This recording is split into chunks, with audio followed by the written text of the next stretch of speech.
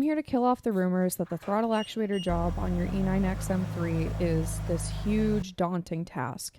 It's 112 degrees in Arizona right now, and I'm doing this in my garage with inch-long nails attached to my fingertips. You could do it too, and probably in under an hour and a half, which is how long it took me.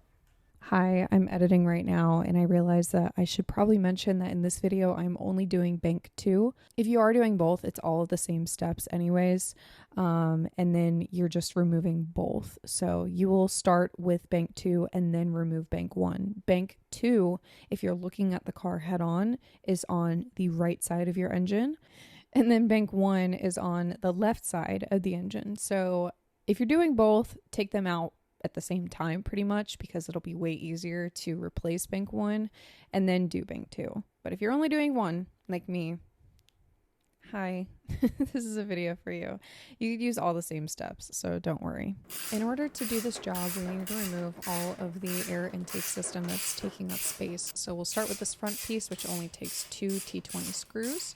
And then we'll move on to the air box itself. I just removed the 2 big bolts that are holding it in and then loosen the hose clamp to take it all out as one piece. I think it's way easier than trying to do it section by section.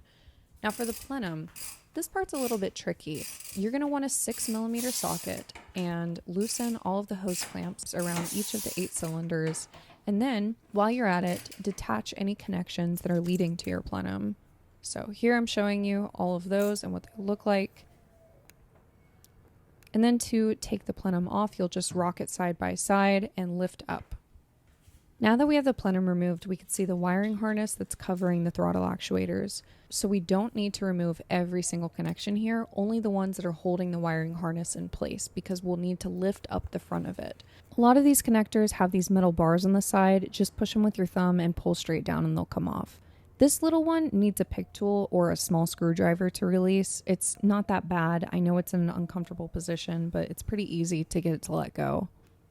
I wasn't exactly keeping count of how many there are, but it's really easy to follow the leads just based off of whatever's coming off of the wiring harness and moving towards the left in the front of the engine. Now that we have all the connections undone on the left side, we can remove the 4 bolts that are holding this wiring harness down. There's 2 10mm in the front and then 2 10mm in the back, and all of them are really easy to access. Make sure that you're keeping track because we're removing even more wires. So let's disconnect these ones in the front, and then once we have those undone, we need to remove the ones that are underneath and beside the wiring harness in the middle. The easiest one to get to from here is this one right on top, and then the one underneath it we can get to once we can lift the wiring harness up, because otherwise it's going to be kind of a pain to get to. I tried to get my camera to focus on this one as best as I could, but this one was the most difficult for me. I don't know why. It just did not want to come up. But this one, you have to lift the front of the harness up in order to access it. Otherwise, it is a complete pain and it will not happen. Here's me trying to shove my little fingers in there to access it, and it just didn't want to work. So I recommend, if you have a shop broom or anything that's like a kind of bar that you could shove underneath the harness, do that. It'll save you so much time, especially when it comes to removing the actuators themselves. And finally, we access the throttle actuators themselves, and there's 3 T30 bolts that are holding each of them down. To remove that little arm connected to your throttle actuator, it's nothing fancy. Just take a flathead screwdriver or a pry tool and it'll come right off. I'm honestly shocked that it made it this long, and I'm so appreciative for FCP Euro for sending me another one along with the replacement arm and 3 T30 bolts just in case I stripped the head, because I know that that happens pretty frequently. The same way that you took the throttle actuator out, you could slide this one back in, make sure that you connect that arm, and then tighten all of the T30 bolts to 10 Newton meters. You do not need to over tighten these. After all that's done, we will reconnect any wires that we disconnected in the process, and then do a thorough flashlight sweep to make sure that we got everything and didn't miss any connections, because we do not want any check engine lights after we just went through all of this.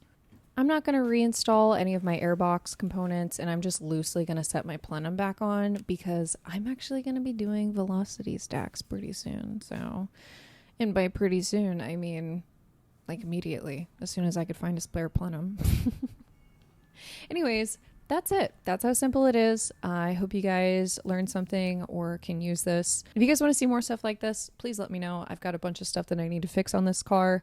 And if you have any questions about maybe taking it to the track or anything in that regard, then just drop a comment. Let me know how you like this and where I can improve for next time. Thanks, guys. Bye-bye.